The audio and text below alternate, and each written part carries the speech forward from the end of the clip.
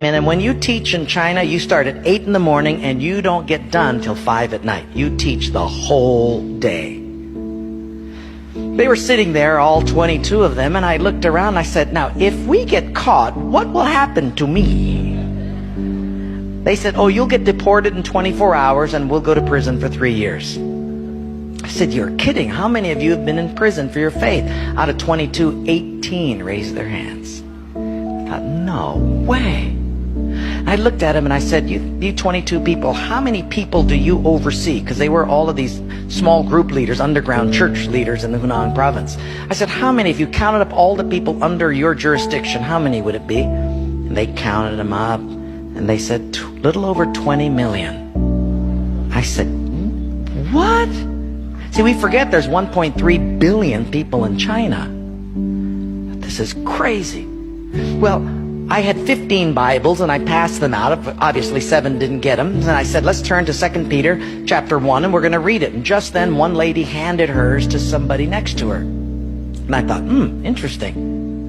Well, we turned there anyway, and as we started reading it, I understood why she gave it away. She had memorized the whole thing. She just recited the whole chapter. When it was done, I went over to her at a break and I said, you recited the whole chapter. She says, oh yes, I've memorized many chapters. I said, where did you memorize many chapters? She said, in prison. I said, you have much time in prison. So I said, but don't they confiscate the Bible? She said, yes. So people bring in scriptures written on pieces of paper and they bring it in.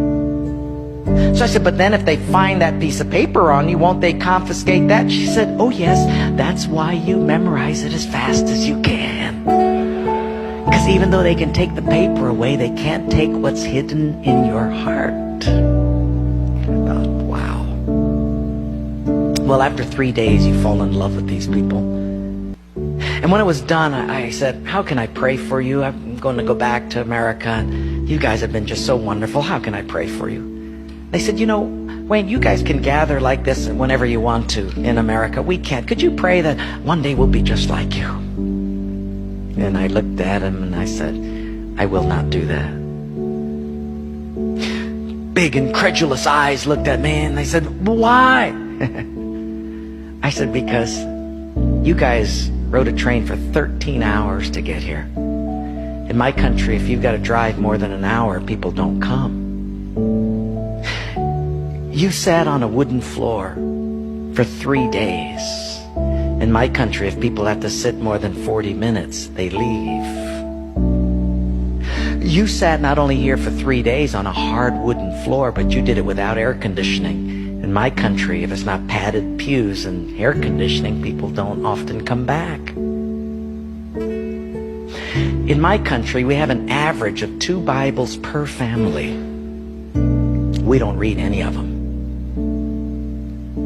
You hardly have any Bibles, and you memorize them from pieces of paper. I will not pray that we become like, you become like us, but I will pray that we become just like you.